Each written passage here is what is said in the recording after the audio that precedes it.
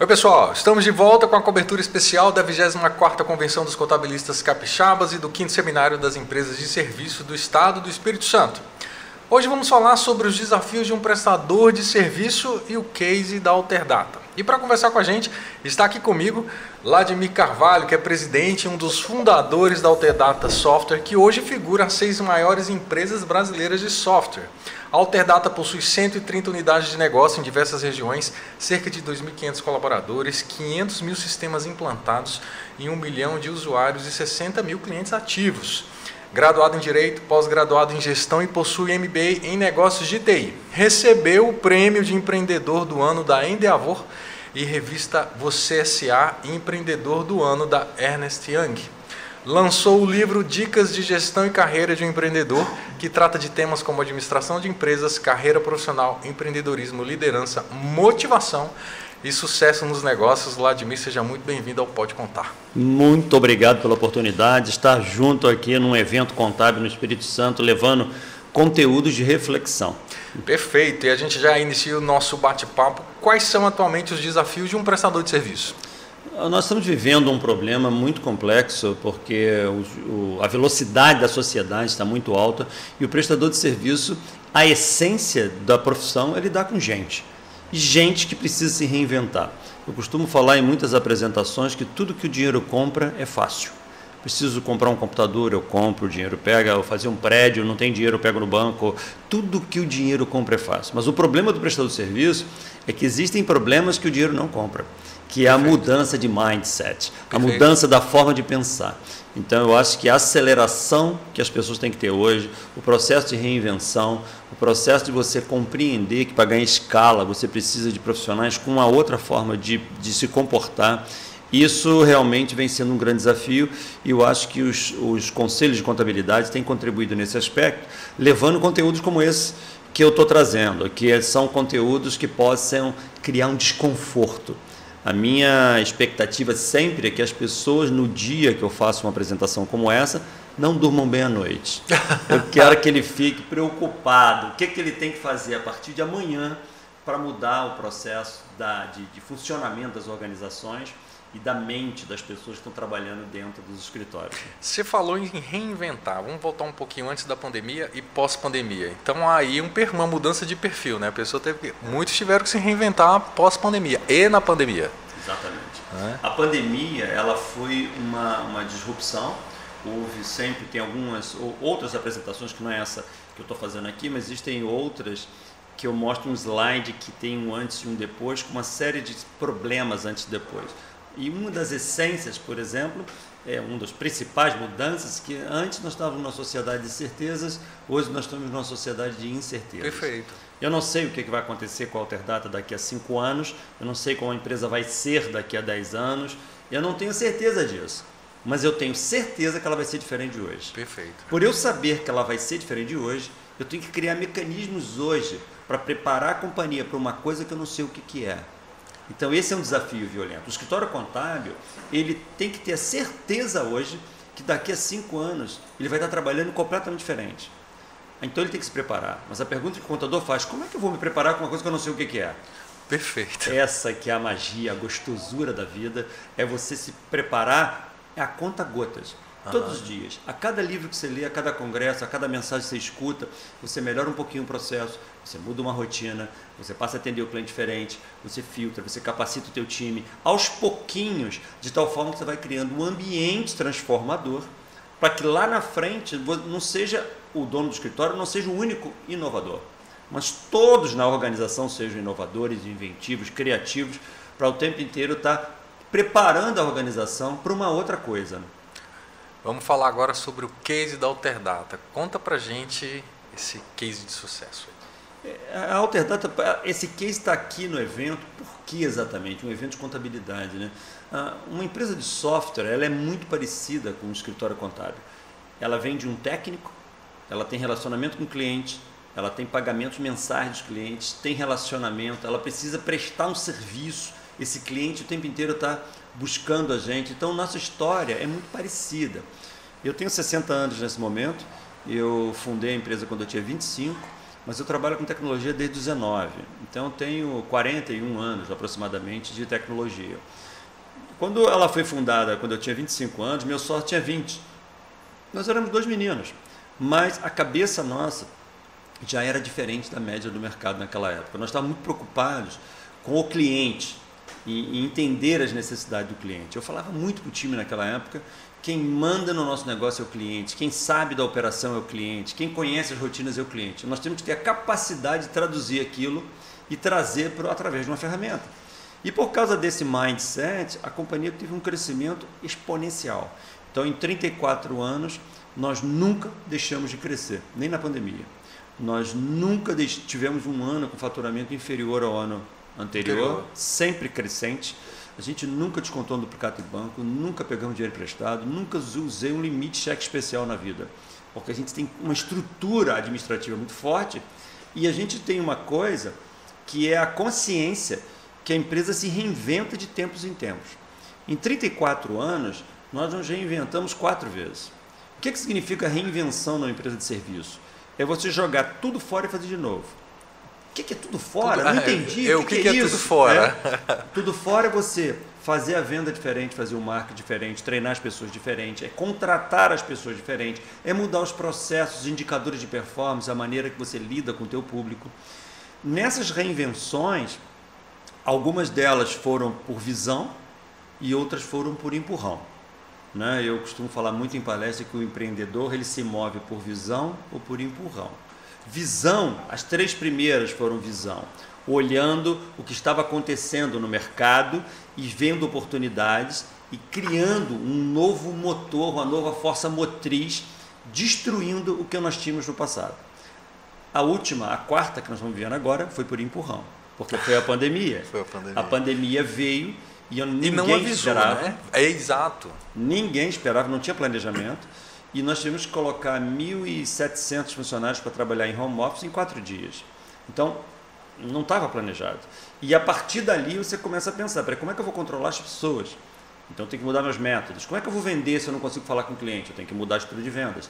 Como é que eu faço as pessoas terem motivadas? Eu tenho que mudar a estrutura do RH. Então, aí você começa a puxar as coisas, os fios vão sendo puxados, e você observa que a empresa tem que ser reinventada.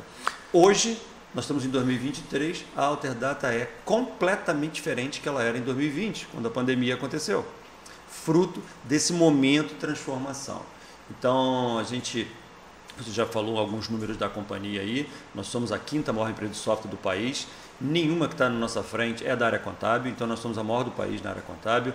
O volume de tempo nosso, dedicação à área contábil é astronômico, porque a gente realmente tem o DNA da contabilidade e vem implementando mais e mais coisas. Hoje em dia, eu diria que a gente está num momento de aceleração. O volume de coisas que nós estamos botando agora em 2023 nos sistemas de novas funcionalidades está muito acelerado, porque nós saímos da onda do E-Social, tivemos o E-Social do ano passado para trás, grande sobrecarga de suporte, porque os clientes estavam em dúvida, não sabiam como fazia, e a gente implementando, consumindo programadores demais nessa funcionalidade. Isso estabilizou e agora está viabilizando abrir frente um monte de inovações, principalmente inteligência artificial e automação de processos. Então tem muita coisa bacana acontecendo. Eu vou falar sobre a tecnologia, que eu vi que você tem um vasto conhecimento e vem acompanhando há muitos anos, né?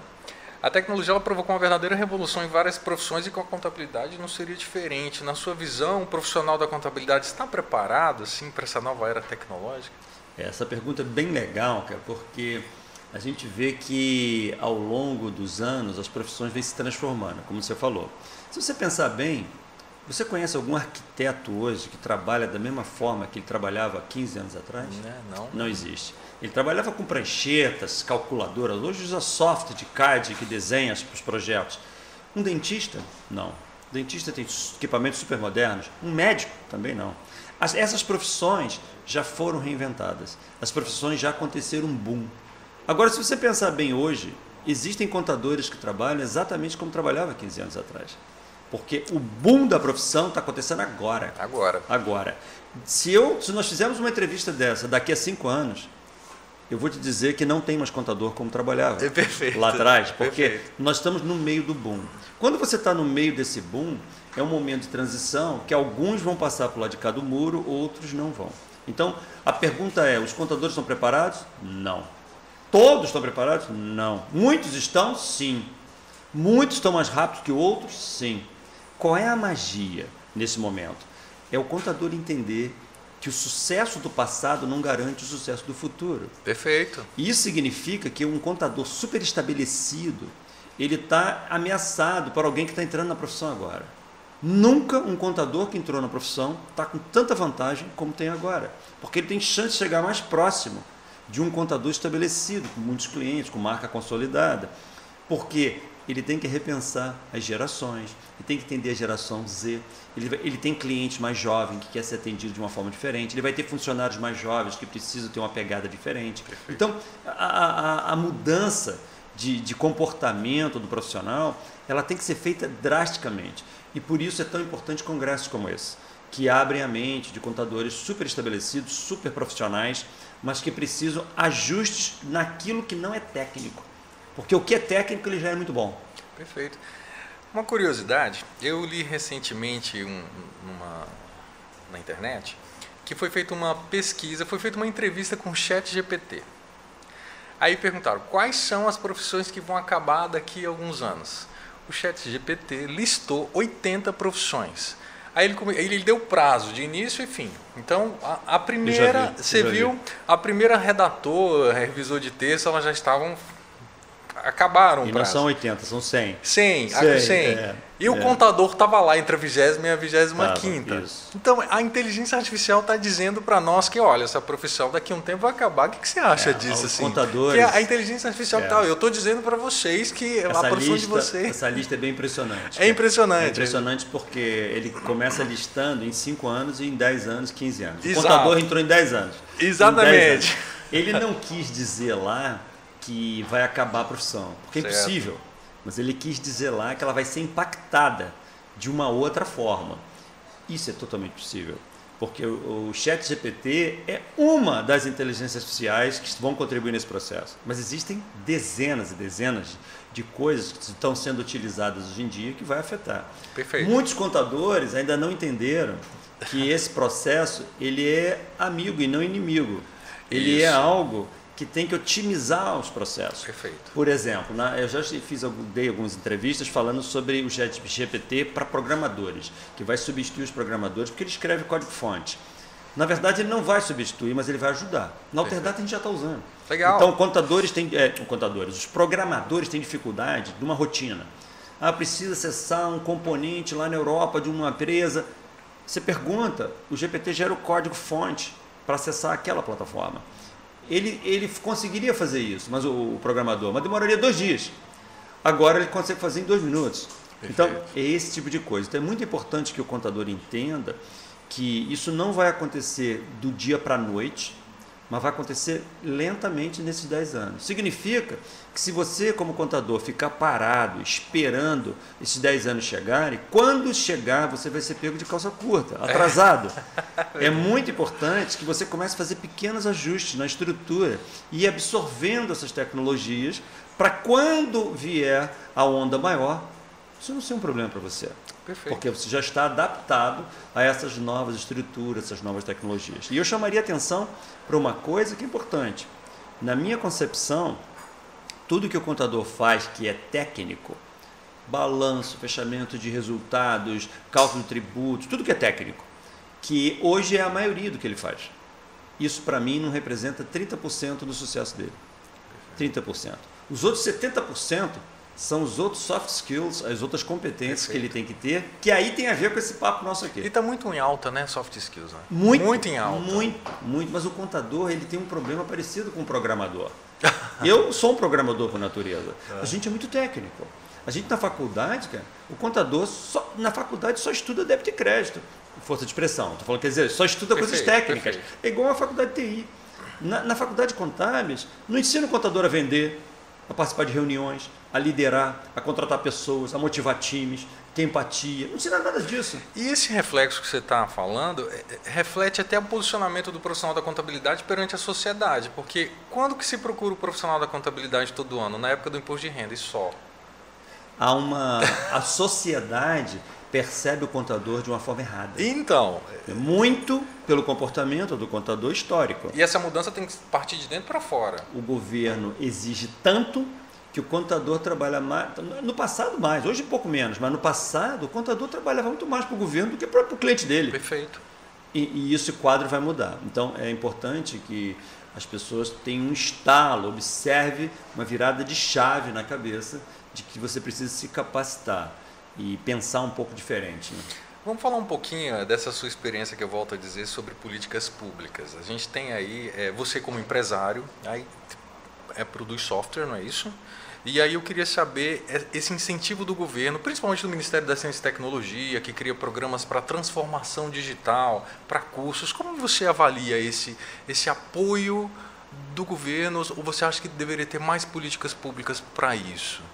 Eu acho que deveria ter mais, porque o Brasil é mais lento que a maioria dos outros países. A gente vê países menores que o Brasil fazendo investimentos muito mais robustos na base da pirâmide. Você vê que as escolas, desde as crianças, ele já tem que ter uma cultura digital quando ele tem 7, 8 anos de idade.